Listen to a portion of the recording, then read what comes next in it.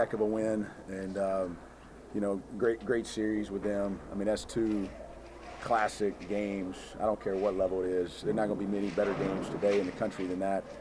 And same thing with our game up there last year. A full 40-minute game, and we made a 14-2 run to start the game. They went on a 14-2 run early in the second half, and then from there it was pretty much a scratch. And you get into the last 5 minutes of the game, it's going to be who comes down with the most stops. And I thought that was us today. And they scored, I think, 3 baskets in the last 11 minutes. And I think for us to be able to do that good of a job on their talent, I mean, they returned the Ivy League Player of the Year, and they had a handful of scouts here today to see another player in Lee who came off a triple-double, and I thought our team did a phenomenal job on him. For him to be minus 13 in 33 minutes, to be as difficult of a matchup as he is, and just how dynamic he is. I thought our team really took the challenge there, and just continue to find a way. This team's bought into team. This team's bought into defense. This team's bought into winning, and that's what gives you the chance to have successful days like we've been having. And but man, we're far from a finished product, which is kind of exciting. We've been on the road a lot. We got guys. Cooper hadn't practiced. He's been sick.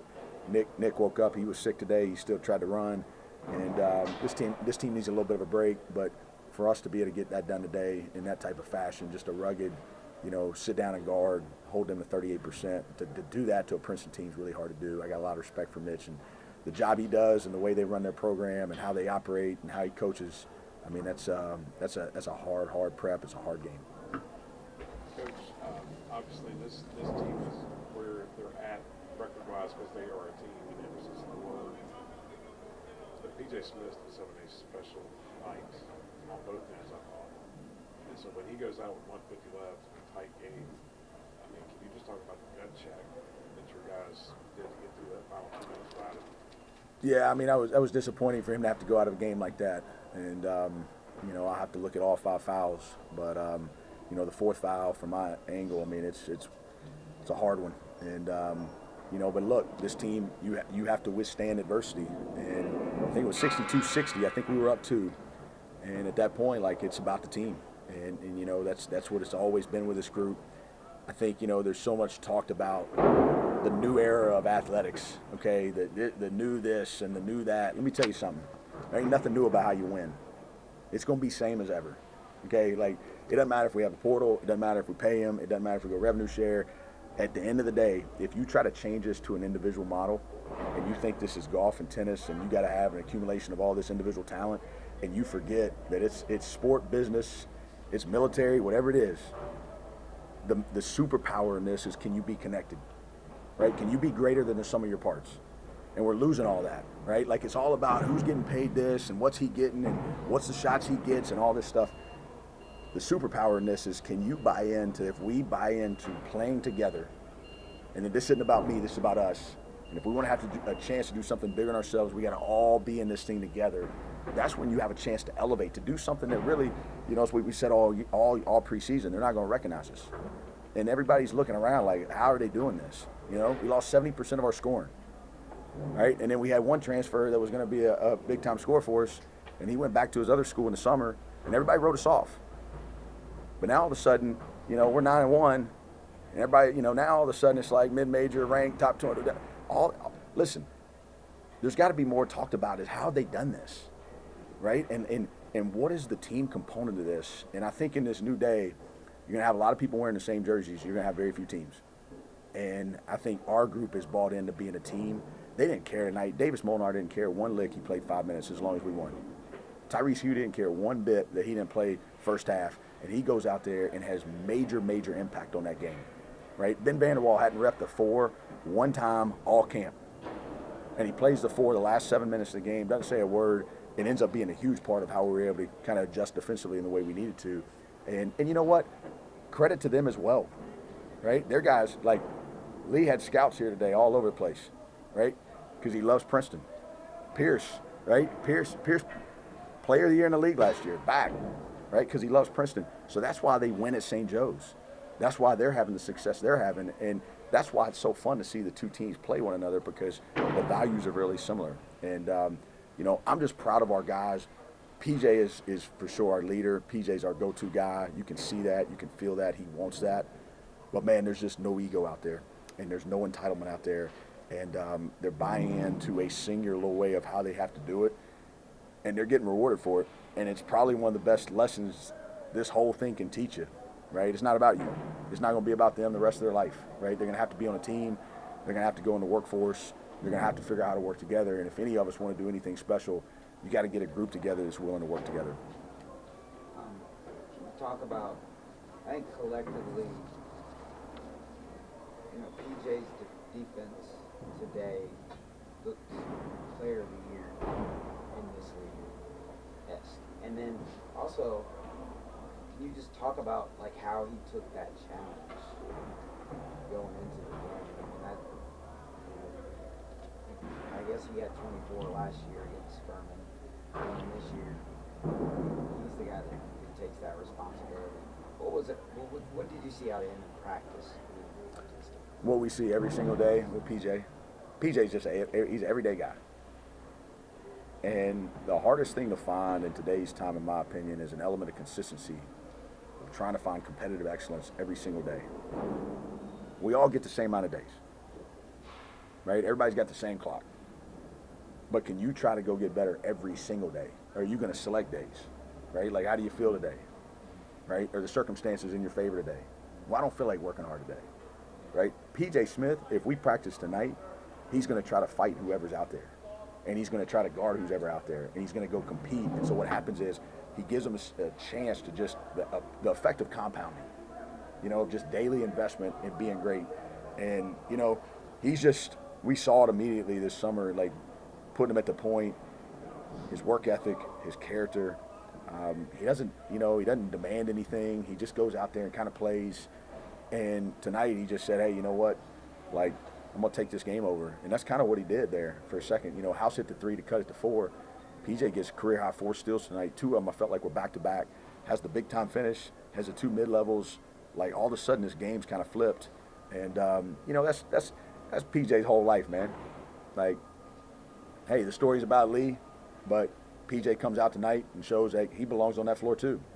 And he comes out with the win. And, it's kind of how it was in high school. Didn't get a D1 offer, went to Lee. Came here last year, started most of the year, but didn't quite have the year probably he wanted to have.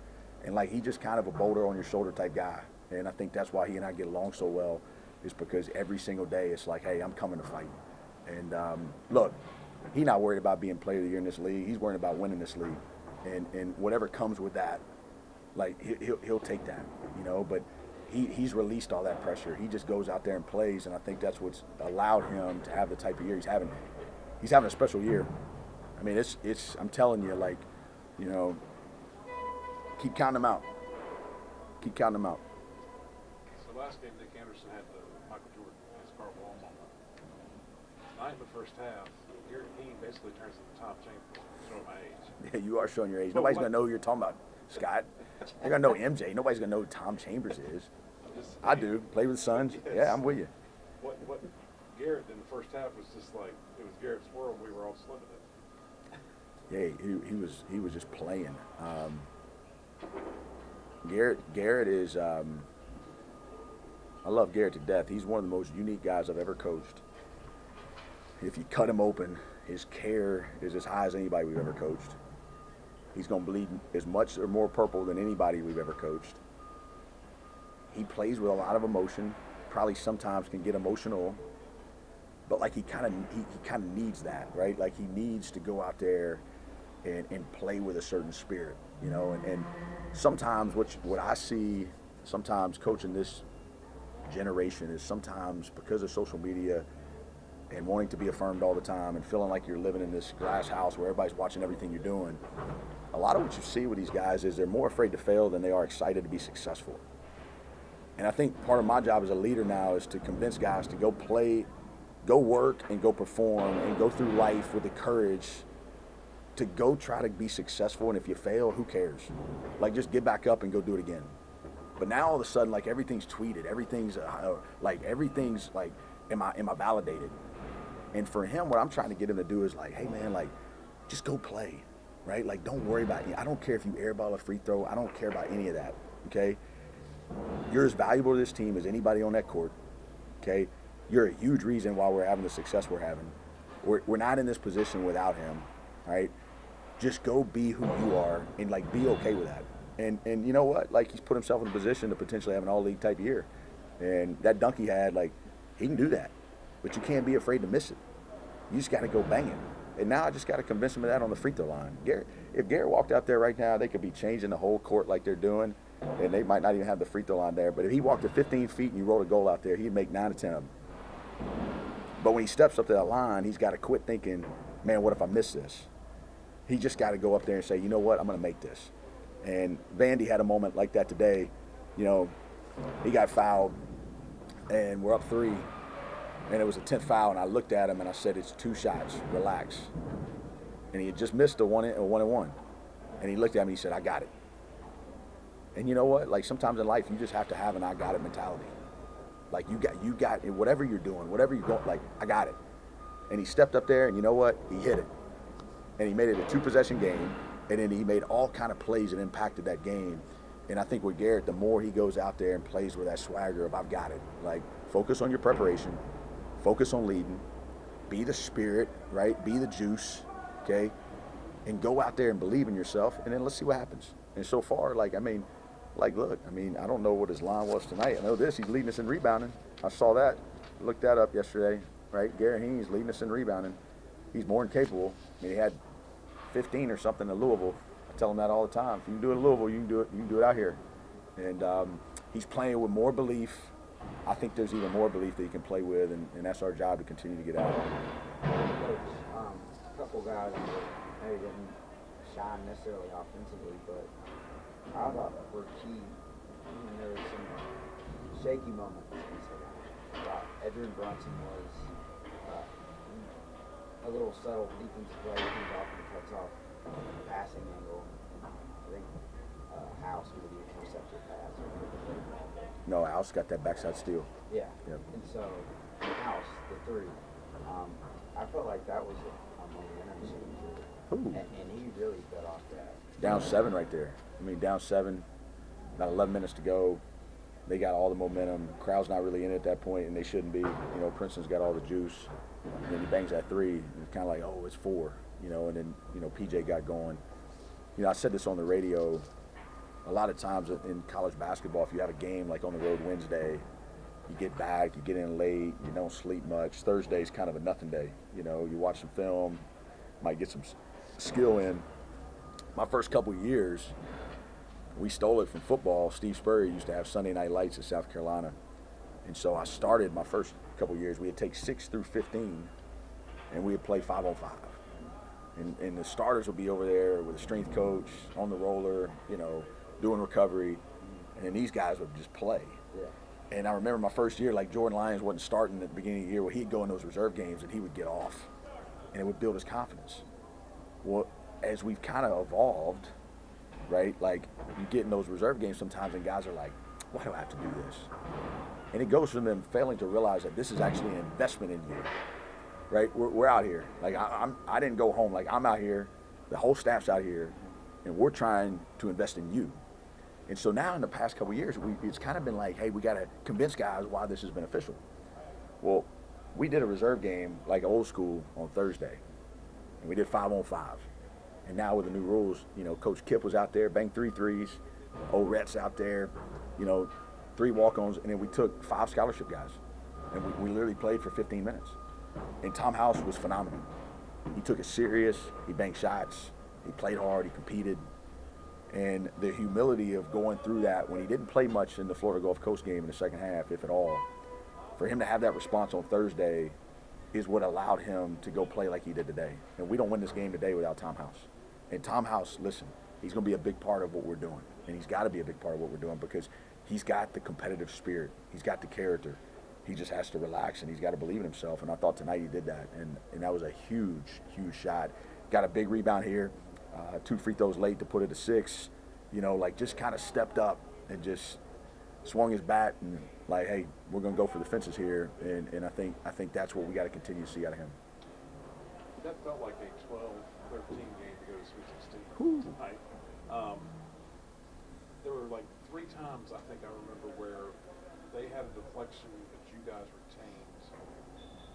Is that part of you guys try that so hard in practice that you're kind of used to deflections and when you're on offense and you know not breaking down when it does get deflected? You know, we got the ball, we're good. These 2 teams are so similar. Does that make any sense what I'm trying to ask them in terms Yeah, of like, you know, I think some of it is the ball bounced our way in some of those situations, but I do think, you know, this is one of our more competitive teams. And, you know, when you compete, I mean, you compete for balls, and all of a sudden, we won the glass today. We won the glass at Florida Gulf Coast, right? Second chance tonight. We're 13-point second chance. And, you know, one thing that as we continue to figure out ways where we can get better, you got to win possession games. Okay, so you're constantly fighting for who can get the most possessions in a game. Well, how do you get more possessions? Create turnovers, create offensive rebounds, limit their offensive rebounds, right? And don't turn it over. And so when you look at the box score, when you get done with it, sometimes free throws can be an indicator here, but it looks like we shot 58 shots, they shot 54 shots. We got 4 more shots. Well, we won by 6. Do the math. So the Seattle game, they got 20 more shots than we did. You can't do that. And so we've had to really get our group to understand, like, hey, rebounding is possessions. And we've got to make this part of who we are. We got to make this part of our identity. And, you know, I think I told you guys about that, you know, after the Florida Gulf Coast game. I mean, we were 20-6 on the glass in the second half, 8-0 on the offensive backboard. And we got to chase balls. Like, we got to go. We're big. We got to play big, right? We're long. We got to play long. And I think continuing to get that part of our DNA, like when that ball's up for grabs, man, like we got to get it, and we got to play with that type of edge. And I think, yeah, loose ball, like is it part of your culture and identity that, hey, you're going to go make a play on that? And we're not going to get them all, you know. Like we had some that didn't fall our way, but a lot of times when you play hard, like the ball bounces your way. And I think in some of those situations that took place tonight. Start of this season, I don't know if it's just me, but something just feels different. I don't know if it's the wins, I don't know if it's the honors that you're receiving, but do you feel that on your end of things, that this is just a different team that you have this year? Yeah, there's no doubt. And, you know, it's fun. You know, it's fun when you can get a group to embrace the core values of how we built all this, what we're about, being great teammates, flying around on defense, moving value of the ball. That's what you see in the locker room. Like, just go do that, right? And what you're seeing, those 3 things are happening every single day. But to do that, you have to have a group that signs up and says, yeah, I want to do this. And some of those are countercultural. Some of those might not lend you the most NIL money or whatever, right? But like, what gets us our chance to be the best that we can be? And I told the team all preseason, you know, we had SoCon John texting me that somebody picks the 7th and 6th, and he's trying to make me all mad. And I just kept telling our group, they're not going to recognize you because all summer you've committed to being 1, and they're not going to recognize you. And like when we came out and we all see how good Auburn is now, you know, and we're without PJ, and it's a 2-point game. We're up 1 with 2 minutes to go in the first half, and this team just started building some belief, but it wasn't belief that was built on their individual selves. It was belief built in one another. And there's a humility and a dependence on one another that is a requirement if you want to be great. And I think that's also what inspires the viewer. Like when you're watching it, you're like, you know what? Like these guys care about one another. Like these guys like have fun playing one another. And then you're like, man, it's kind of fun to watch. And we've always said that as we built this. Like we want our culture to shine when we play. And I think you go through situations and you just learn, right? And that's what life gives you. You know, you get thrown a curveball and you miss, and you got to look at it and you got to say, well, how do I hit the next one? And I think this group just has embraced, like, one thing nobody's really talked about.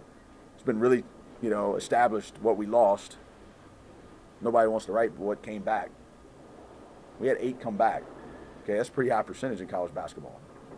So like nobody talked about that because those guys didn't score, but they cared about one another, and they cared about the jersey, and they wanted to go and see like, hey, let's continue to do what we're doing, and let's get this right. And you know, it's just been every day is fun. I mean, practice is a blast, film's a blast. I mean, we came back from Florida Gulf Coast, and I mean, there were 50 things we had to get better at, you know, and they're just in there just dying for it. I mean, coach, what we got to do, right? We got guys sick, we got guys in the infirmary. They all played today, and you know, I think that's why we got in all this. And you know, going to Kansas was a cool treat for any basketball purist. They got the rules of the game written up. They got all these Naismith quotes on the concourse, and you see Naismith's quote of why he invented the game. And I'll mess it up. I didn't memorize it, but he basically said this is for character development. Like this is going to teach you how to concentrate. This is going to teach you how to focus. This is going to teach you how to sacrifice. This is going to teach you how to be over yourself. And there was like 8 different things. Perseverance, right? Like all these things. And he's like, that's what you're going to need in life. And we've just gotten away from it, right? Like we've just gotten away from it. And I think, you know, there's a lot of people saying you can't do it anymore. I think that's a lazy lie. I think that's our jobs. And we got to keep leading. Coaches have to keep leading. It's different. There's no doubt it's different. But we have to adapt. And as we adapt, like we have to make sure that our purpose is correct and that our purpose is to go help these young men become men. And I think the game, there's no better game to teach that, in my opinion, than basketball. It's fast. There's a million mistakes. You got to respond. There's emotions. There's waves to it. And this group is just bought in to, don't get bought into the lie of, hey, if I feel good, I'll do good.